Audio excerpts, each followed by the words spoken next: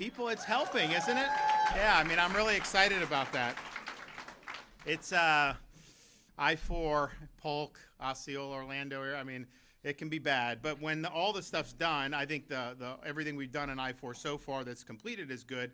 But man, this part is it can be tough when you have to be in those roads. So I'm really glad we're able to do that. We're joined here today by our Commissioner of Education, Manny Diaz, of course, as I mentioned, our great sheriff from Polk County, Grady Judd. We also have Ryan Petty, who's on our State Board of Education. We have Senators Blaise Ingoglia, Tom Wright, and Colleen Burton, and Florida House Representatives Bill Partington and John Albert. So I want to thank everybody for attending, and we've got some great bills to sign today.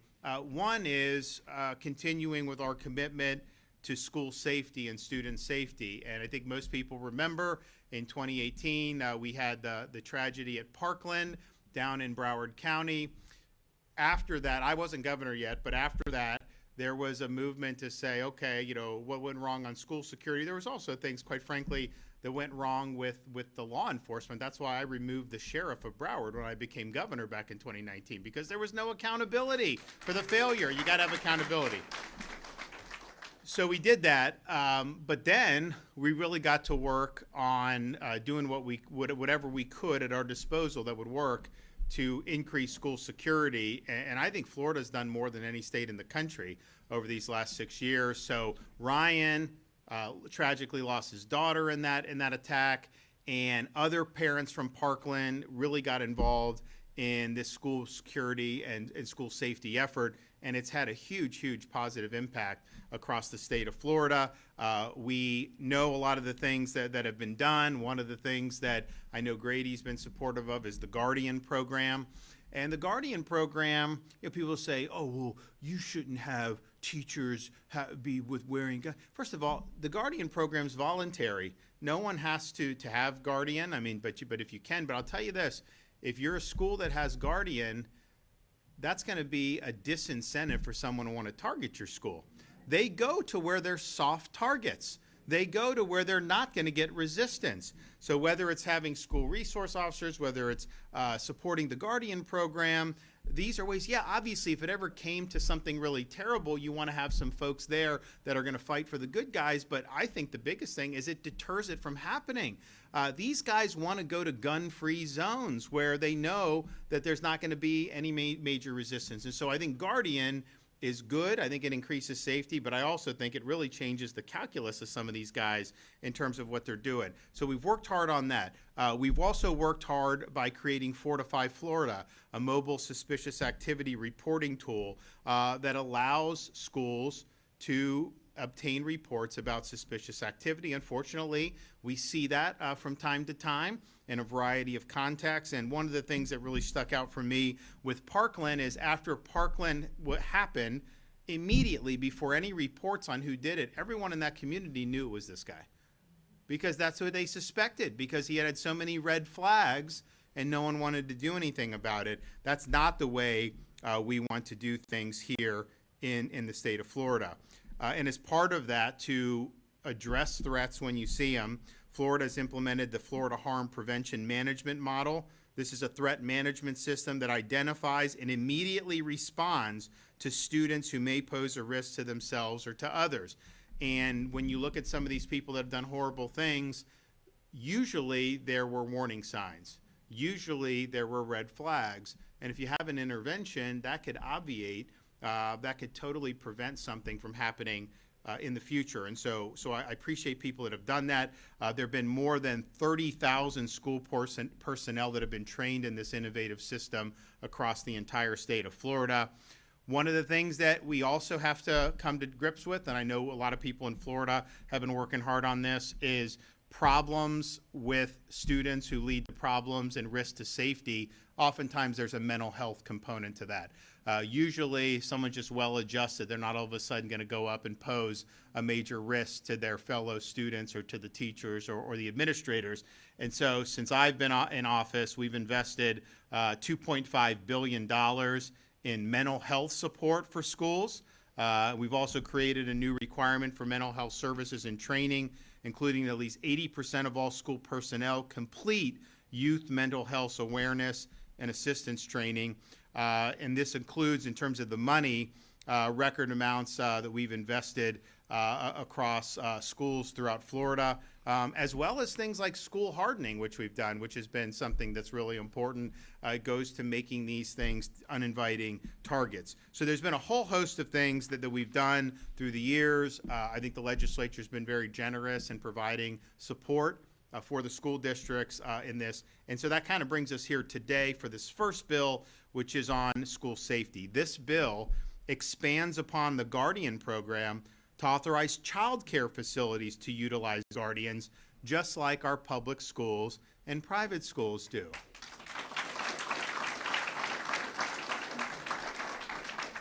Child care facilities may now partner with local sheriff office to have teachers and other personnel properly trained with firearms and other school safety measures to protect students in the event of an emergency. And I think that's going to be something that people are going to like. We had previously, in prior legislation, did legislation that had all doors and gates in a school needed to be locked at all times. And while that was well intended, schools pointed out, hey, there may be some problems about moving around. Can you do? So I think what the legislature did is they tweaked this. They made sure that, yes, we want to be able to create locks to keep bad guys out, but we also want it to be practical. We want to make sure people are able to do their daily tasks and get to where they need to go. So that was a requested change, and one I think that will likely be very, very effective. So we are continuing to advance the ball there with school security. Now, one area that we've also led on, in addition to school safety, is on the issue of swatting. So swatting is when people will call in a bogus 911 call to usually somebody's residence. They will lodge a complaint of people's lives being in jeopardy, that they're being dangerous. A lot of times they'll say there's weapons. And so that, well, and you know, if you got a legitimate call on that, the Grady's people would go and they would try to secure that area and prevent the harm to anybody. But in this case, there's nothing there. There are people there that are innocent. Law enforcement doesn't know that. They think it's a serious call, so they're going with that in mind. You get woken up or something and react, and someone's breaking into your house for no reason. You know, you don't know that it's police. You could then do something. So it creates a really, really serious risk for public safety. It creates a risk of life and limb. And we have had instances where people have been killed across the country because of these swatting instances. Now, we led the effort in Florida in 2021 to combat swatting. I signed a bill that established felonies for swatting offenses that lead to damage, injury, or death. And we also required restitution to be paid by swatting perpetrators. And while that has been helpful, it has not been fully sufficient. We continue to see these swatting activities happen across the country.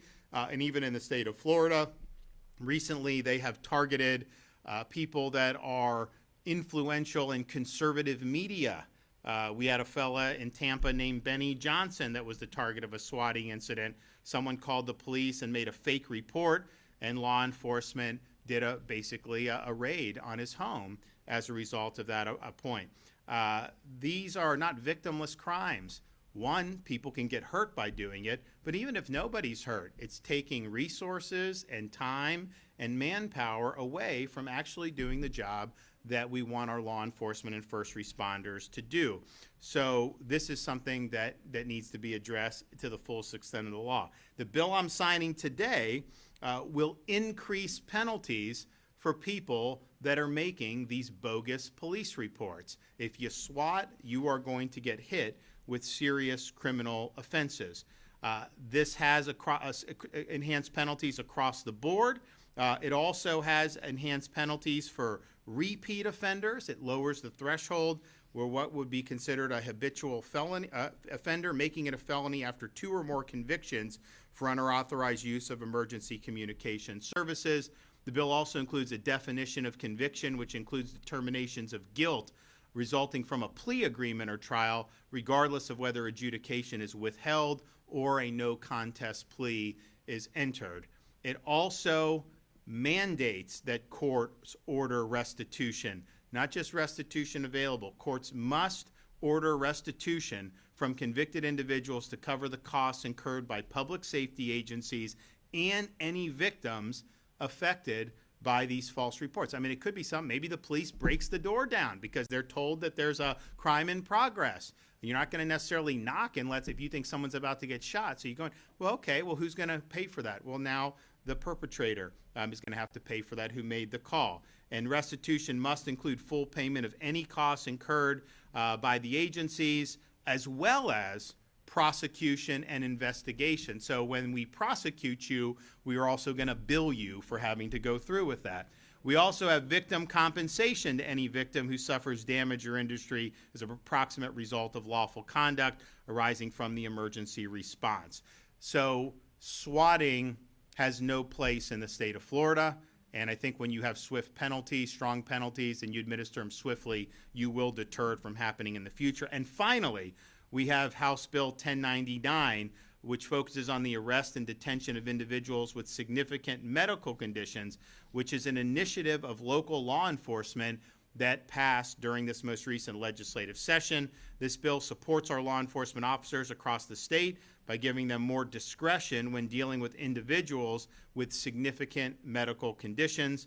We're a law and order state. We want to make sure we're protecting the police officers as they're doing jobs in very difficult circumstances. And so I look forward to signing these bills momentarily, but before I do that, I know that we have some great comments coming up from some of our speakers, and we'll start with Manny Diaz, our Commissioner of Education.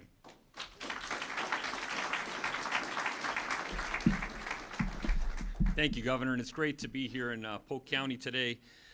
There's no doubt that Florida has established a blueprint on school safety that many other states are now following. And I do want to give props to Sheriff Grady Judd because when we were crafting the original legislation in the Florida legislature, the actual genesis of the Guardian program comes from a model that was given to us by Grady Judd that was being implemented right here in Polk County. So thank you, Sheriff. That's what a change, right? Now parents demand it. Now we feel a lot better about our schools. So I really do appreciate that, and I'm sure all of our families, our parents, and our students do too. Through the course of this process, Florida has enacted legislation to implement the recommendations of the Marjorie Stoneman Douglas High School Public Safety Commission and extended the sunset on the commission to continue making recommendations to improve school safety. We've worked with public schools to implement the panic alert system. We'd required all safe school officers to complete crisis intervention training and establish our anonymous reporting tool, which is called Fortify Florida. And it's required the districts provide students and parents with training how to use that application. Required the district certify that at least 80% of the school personnel have received mandatory youth mental health awareness training. This goes back to what the governor was mentioning. A lot of or most of these problems have a mental health component. And the best way to deal with any of these issues is to deal with them early and to cut it off before it becomes a crisis. We've promoted firearm detection canines in Florida schools and invested record amount in school hardening and mental health, as the governor has mentioned. My team and I have met with people from across the country to show how Florida has addressed school safety. And I always caution, I always say, no matter how good we feel about what we're doing here in Florida, this work is never done because you're never at 100% and it keeps evolving.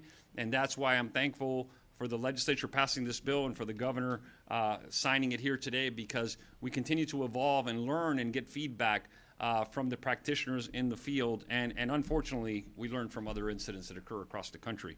I'm proud that this year we hosted our first national summit on school safety, in which we had 20 states from across the United States come to Florida, in Orlando, Florida, to learn about the Florida blueprint and the things that we have done here in Florida. I want to thank Ryan Petty, who's also a member of our state board, for helping us with that. He's really dug into school safety, and he's well respected across the country in this field. Utah is one of the examples of these states. I actually had the opportunity last year to travel to Utah and work with their legislature and their officials in passing legislation that mimics ours. And so now they're implementing a lot of the things that you're seeing here in Florida, and other states are constantly calling and coming over. And again, we're proud that that national summit will happen again next spring, and we're looking forward to having more of those states here. Unfortunately, there's always new threats to our safety in our schools, and we're lucky that we have a governor who clearly doesn't rest on his laurels, and that's why we're here today. He talked about Senate Bill 1470, which builds upon that success, updating components of the Guardian program to include child care facilities, establishing a centralized system for panic alarms. We have to have panic alarms that work, right? And so when we see problems in the system, it's not about having pride or ego. It's about saying, what can we do better and make sure that these things work? We don't want to have parents and families having a false sense of security. It's clearly defining the requirements for safety measures within different areas of the school and school safety training for substitute teachers. The governor mentioned that again. When the bill was passed last year, sometimes in the legislative process there are details that just you don't get to because you don't have the full scope. When you walk through, having the experience of having been in a school building, having worked in a school building, we all know that every building is different. We all know that there are doors that don't need to be unlocked because there's a second perimeter. And that's basically what this bill does. And I'm proud to say that this received feedback not only from our sheriffs, but also from all of our school districts. The other thing is Fortify Florida, as the governor mentioned. We have an alert system here in Florida where parents, students have to be trained, where it's the see something, say something mentality. Unfortunately, this year, we had a large uptick in false reports. And again, that creates a problem because it uses up those resources and it bogs down the system of where we can respond where there's a real emergency. But I will have to say that not only the strengthening in this bill, but thanks to sheriffs, all our sheriffs and sheriffs like Grady Judd, our law enforcement has taken that very seriously, and there have been several cases where students have been prosecuted for this. The message to parents is you need to understand how severe that is, and here in Florida we take it very seriously. And again, this bill goes to further extend that. So I want to thank the governor for his steadfast commitment. I want to thank our partners that are here from the Senate. Commitment to school safety never ends. Thank you, Governor. It's a pleasure. Okay, Grady.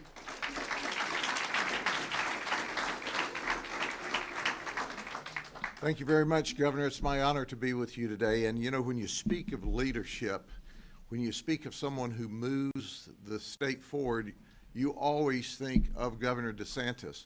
Listen, it's easy to set up in Tallahassee and just go along to get along, but that's not our governor.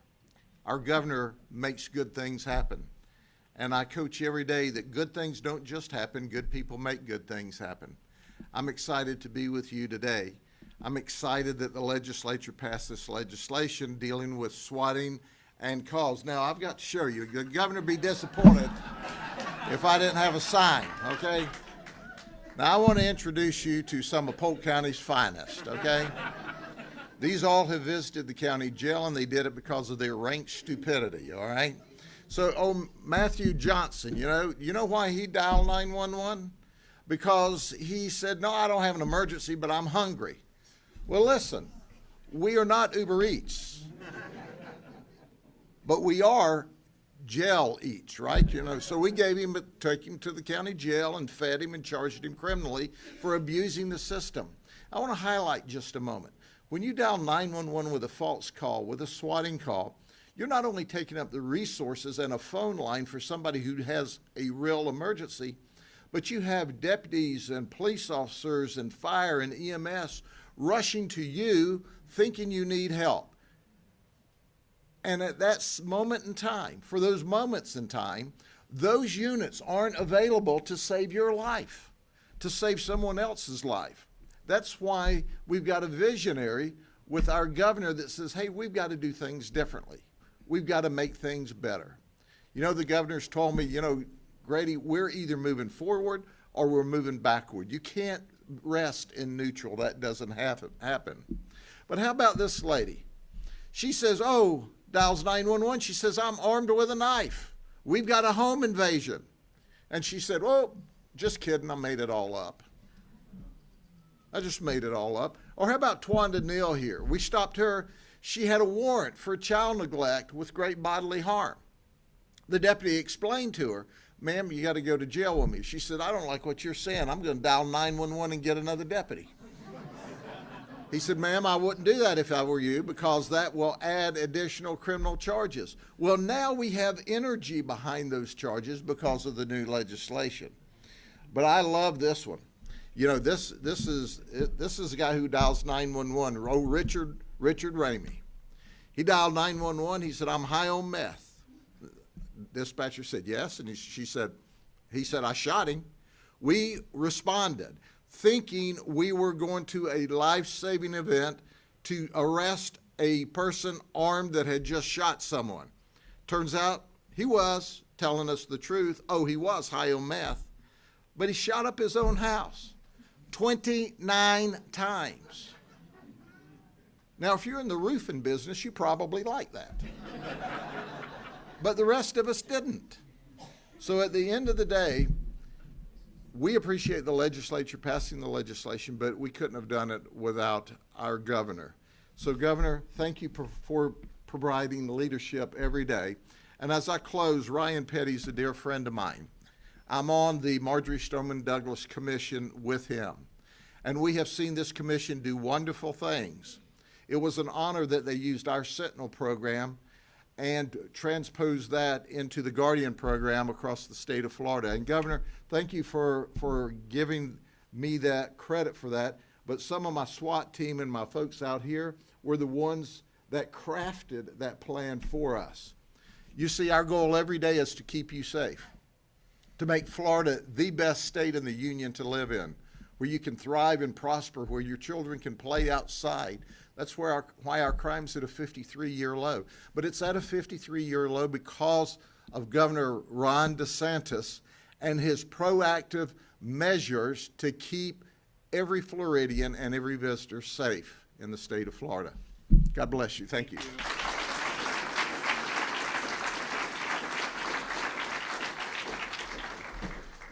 Well, the last place you want to be is on a picture that Grady Judd holds up. The second to last place is to have to try to follow him. So, but that's my job today. Good afternoon, Governor. Thank you for the invitation to be here today. Commissioner Diaz, appreciated your words here. Members of the legislature and my dear friend, Sheriff Judd, thank you. Look, Governor DeSantis has once again demonstrated what strong, principled leadership looks like when it comes to protecting Florida schools. With each new piece of school safety legislation, and this is number 7 since Parkland, there's been a new piece of school safety legislation every year. Florida is sending a clear and uncompromising message. School safety is not optional. It is a priority, a responsibility, and a shared duty at every level of government. I want to thank the legislature who passed this year's bill, as I think the last several, unanimously. This is not a partisan issue. This is an issue that transcends party, and it's about protecting our kids. So thank you to the legislature for doing that. You know, I was recently up in Wisconsin speaking at a school board training, and I got asked a couple of questions constantly. The first one was, hey, what do you think about Wisconsin? Do you like it? Of course, I said, yes, Wisconsin is absolutely beautiful, and I thanked them for their warm welcome, and I thanked them for their warm weather, and they said, yeah, isn't it unseasonably warm here? And I said, it must be, but you know what? We call that February in Florida. So, the second question I got asked was about our Guardian program. What can we do to implement the Guardian program in our state? And I talked about it takes leadership. It takes leadership from the legislature. It takes leadership like with our governor. So you've got to start there.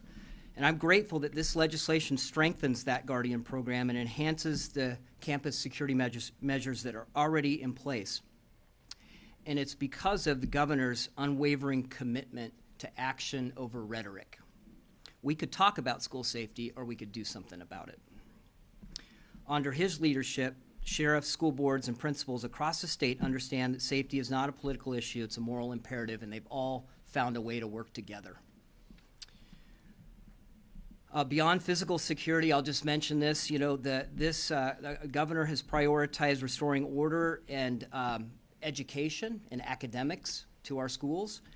For too long, we've had federal policies that have pushed leniency over accountability, creating unsafe learning environments. And Florida took a different path a couple of years ago, one that was rooted in common sense and with reforms like the Parental Bill of Rights that empower parents and protect the right of every student to learn in a safe, focused environment. Florida is leading the way. Commissioner Diaz talked about the Florida's first National Summit on School Safety. We had, as he mentioned, 20 states from across the United States come to learn what we're doing in Florida. They all marveled, without exception, at how do you guys get all this done? Well, it's leadership. Sheriff, I want to thank you personally for your unwavering voice on common sense safety reforms, and I want to thank our chair, Sheriff Galtieri, who has been, I don't know how many hours he's put in on school safety and how much work he's done, but he's been a voice for change that has been nothing short of marvelous. And Commissioner, I want to thank you for your unwavering commitment. As you came over from the legislature to be the commissioner, it's been an honor to work side by side with you to make sure we implement these laws that the legislature passed and the governor signs with fidelity. And last and certainly not least, I want to thank the Office of Safe Schools. These are the folks that aren't here today, but do the hard work and heavy lifting of training those 30,000 Florida educators on school safety.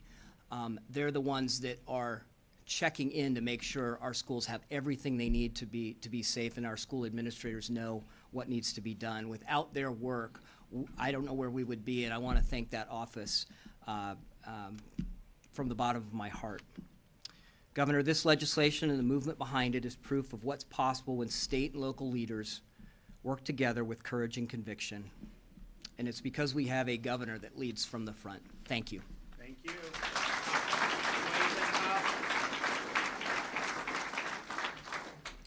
Thank you, everyone, for being here. My name is Blaise Ngoli. I'm a state senator. It's an honor to be here signing these three bills today. I want to thank Commissioner Diaz, Ryan Petty, Sheriff, for all your leadership in making sure that we're keeping our schools and our community safe. And Governor, I want to thank you for your continued leadership in what you're doing. I will tell you that the legislature, this governor, never rests. Every legislative session, every year that passes, we are constantly asking ourselves, what can we do better? And let's not ask ourselves that question. Let's identify it and let's put it in paper and pass it into law. And 7 years now, 7 straight years, another iteration of a bill to keep our kids safe in school was just passed. And I will tell you, the commitment from all of us is to make sure that we keep on identifying things that we can do better and keep on pushing the envelope, because the status quo will not cut it anymore. We have to stay ahead of the bad guys in order to keep our family, our kids, and our community safe. With that, I am one of the authors of the bill on swatting, and we didn't want to rest on our laurels with this also. And I want to thank people who have had input on this bill, Senator Wright, Senator Partington, making sure that we got this right. Look, it is obvious that we do not have enough deterrence in law to stop people from swatting, because these people continue to call 911, abuse the system, use precious resources from law enforcement, take away from the good work that our police and our sheriff's deputies are doing on the ground, and we're putting it someplace else. The deterrent in this, I believe, is to make sure that we have the enhanced penalties and to make sure that the people who are actually calling are actually paying, not only time before a judge, but actually paying to put the communities back, because it is not fair. If you have somebody who is sitting there and all of a sudden, let's say that their house winds up getting shot up, or their door or their windows getting busted in, and then, you know, the person winds up with a misdemeanor, and then somebody's lived there literally have to pay for the freight of the damage that has been done to their house. This bill allows restitution, mandatory restitution, that the perpetrator pay to make sure that they put everything back together. So with that, I want to thank you for your leadership. I want to thank you for the legislators who helped get this passed. Thank you for everything that you do, Sheriff. Thank you.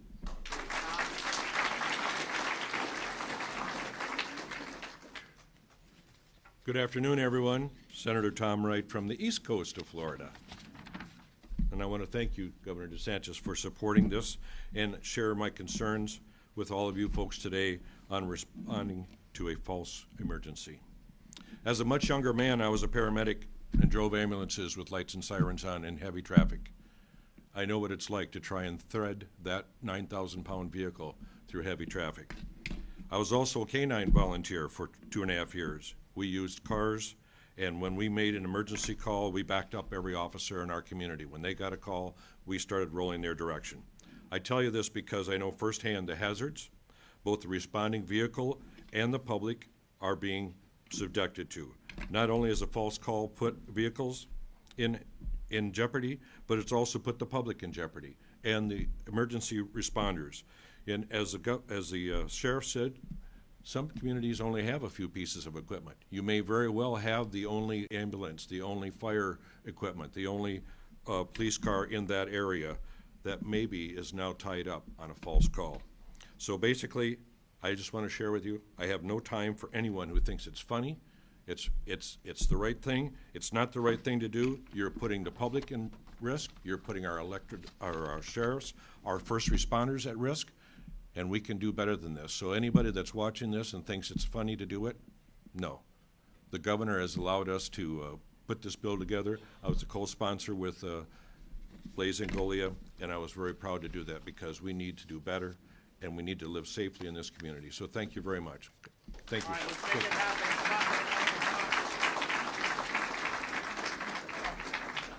All right. So, let's see.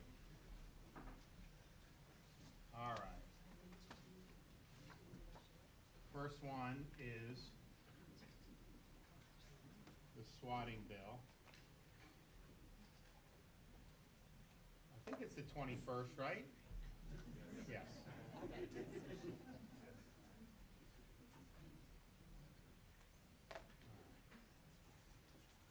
right, who wants a swatting pen? Anybody? Okay, there you go. All right, so there's the swatting. Now we've got our, this is what with medical conditions and the law enforcement tweaking that was requested. Do we have any youth here? Any kids? Like young kids who we can't trust with permanent markers because I have on there. We got what? All right. Oh, you guys. Here.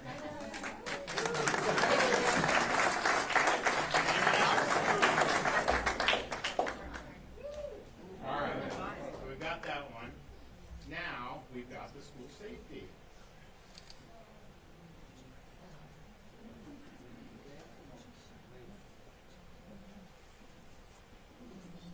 21st May, I mean, you'd think it was middle of August, how hot it is right now. I mean, we have gotten a turn. All right, who wants, Ryan, you want one of these? Okay, anyone else? There you go. Anyone else? All right. So can I have you help for a sec? Here, hold that up. And actually, you hold this one up. All right. Here's the false recording. All right, here we go, guys. In the books. Good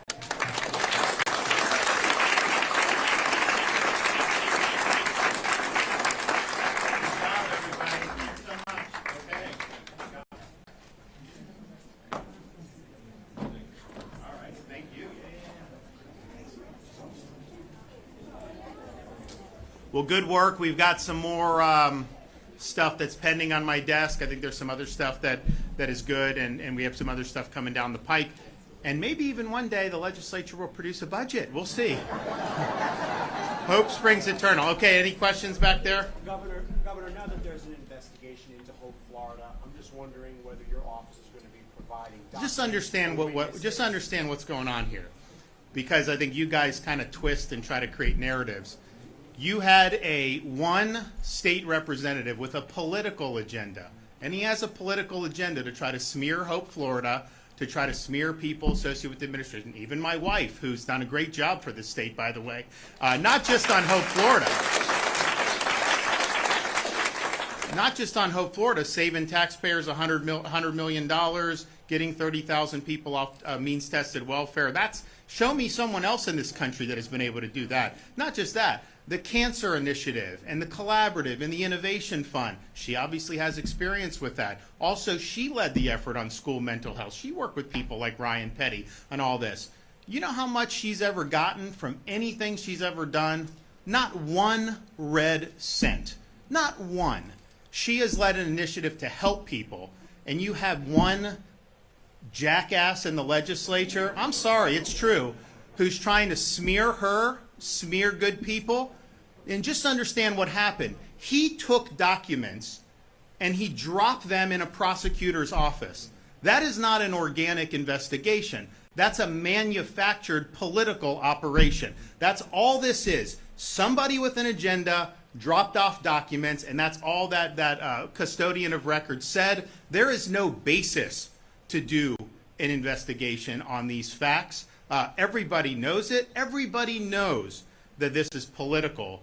And I can tell you, she is more determined than ever to make a difference in the lives with Hope Florida. I'm more committed to Hope Florida than I've ever been. And I think that I'm used to the left and the media, shooting and lying and doing all that. How pathetic is it that we have a Republican representative who's engaging in lawfare to try to advance a political agenda? It stinks, and everybody knows it.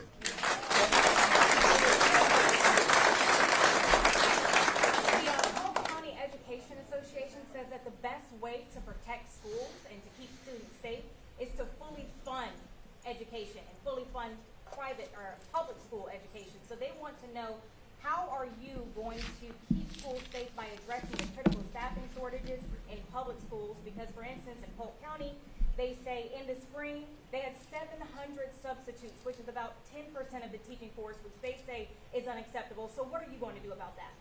Well, one, I've already provided record funding for education for K-12 in budgets that I've signed since I've been governor. That's just a fact. Another fact is, because I've worked with the legislature over the years, we've delivered billions of dollars in teacher salary increases. So we send money to the school districts. They also have money. They ultimately decide what they want to do with it. But what we said is, no, we're going to put strings attached to part of this money. You get it, but you got to spend it to raise teacher pay. And so we did last year $1.25 billion. This year in the Senate side, and I don't know what the House can do. Hopefully they'll accept it. In my budget, in the Senate budget, we went to $1.5 billion that can only be used for teacher salaries. Because with all due respect to some of these school unions, what we saw with our teacher categorical in the past is some of the school districts would not give the teachers the salary increases. They would withhold that as a bargaining chip to try to advance other things that the union wanted to do. Isn't your job to get your members more pay? Although since we did paycheck protection, a lot of teachers aren't joining these unions because they understand too many of them have gone partisan left, and that's wrong. So, but on the teacher shortages, that's a nationwide issue. A couple years ago, it's like people always wanted to go out to Florida. So that Florida has this many, and we looked and we're like, okay, well that was below the national average, but we've done things to advance the ball even more. For example, we have different pathways for certification for veterans, which I think is really important. And we had somebody that said in one of the school unions, oh, someone serves in Afghanistan, what does that have to do with the classroom? I actually think it could do a lot in the classroom. I actually think that life experience can be invaluable. I think veterans can be role models for young kids. And so we've worked very hard on that. And we've done other things to create teaching assistants but raising the average minimum salary. When I became governor, it was just under $40,000. Now we got it up to close to $50,000, and that varies by district, but that's been something that we've been wanting to do. So you can look at the budget we did. We've been very supportive of K-12. I think it's important. I think that we'll be able to hopefully get that across the finish line because, no one's done more for school choice as governor than I have, and I'm proud of that. And I think parents, regardless of income, should be able to pick the best school. And that may be their local public school. Like I grew up in Dunedin, Florida. I went to Dunedin High School. Like, fine. It was good. I had no problem. But other people may not want to do that. Maybe they go to a different school in the school district. Maybe they go to charter school. Maybe they go to private school. All of that, I think, is great, and the money should follow the student. I believe in that. But I also would tell people who believed in school choice, and I understand why they would feel this way, because school choice really started, you see like these schools in Chicago that are just like terrible schools, and like they wanted to just shut those down and send all the kids to private, which in that sense, maybe that would have been better. But what I try to remind people is most people in Florida, most will send their kids to a public school by choice, even if you give scholarship. And that's true now. We have more kids on scholarship, 500,000 plus, than any state. I think than all states combined, we have more school choice probably, right? Which is great, and I'm proud of that. But we have how many students? A million plus, 2 million students? We're at to 3 million students. Oh, man, I'm pretty good with the numbers, but some of these, you still have the vast majority, and we have 400,000 in charter schools, but you still have the vast majority are in their school districts. So I said, you know what? I'm going to support school choice, but I'm also going to support the school districts. I want to have good teachers in the school districts. I want to have good programs there. And that's exactly what we've done. So I'm working on it. I know we got a lot of support in the Senate initially on their budget requests, and I think we're going to be able to get it done. But what I'd also say is this: part of the reason Florida, so we were, I think, number 2 in 4th grade reading and top 10 in 4th grade math. We've done a lot on early learning, which I think is important. But it's not just money. It's the approach that you're taking. It's making sure you're respecting parents' rights, making sure you have solid curriculum. All those things really go into it. I think one of the reasons why some states that used to have top education and now are close to the bottom, I think it's because they've taken their eye off the ball. They're pursuing political agendas in the classroom. They're having these school unions promote partisan agendas, and it's wrong. And that's not the way kids are going to learn more. So we have the right approach, and I'm happy to fund it. But I also want to be clear to people, some of the most lavishly funded schools in this country are some of the worst performing schools in this country. So it isn't just a matter about throwing money. Yeah, I want to fund, I want to increase salaries for teachers, I want to recruit good people to be in the classroom, but I also know you got to have the good policy too. Governor, yes, sir. Back to the Hope Florida issues. Is there a party that welcomes kind of a look into things, because obviously a result of an investigation could be finding nothing improper was done, and then it kind of goes away? Well, here's what they're doing. What this representative is doing is he's just trying to create static, right? Nobody was biting on what he was doing. He's literally going around begging people to take these documents. Now that's odd. That's typically not how anything would work. So the whole thing's a political construct. I think people saw that. They made all these representations, and then when people saw the underlying documents, they said, wait a minute, you're not being honest with it. So utilizing the legislative committees for lawfare and political activism is wrong, but it's certainly wrong for a state representative to try to enlist a local attorney's office into trying to advance this representative's political agenda. And it is a political agenda designed to smear Hope Florida. This representative has cast aspersions at the Attorney General of the state of Florida. He threatened some of the witnesses for some of these nonprofits that he asked to come before the committee. This is what we would call in military speak a Charlie Foxtrot. All right, thanks everybody.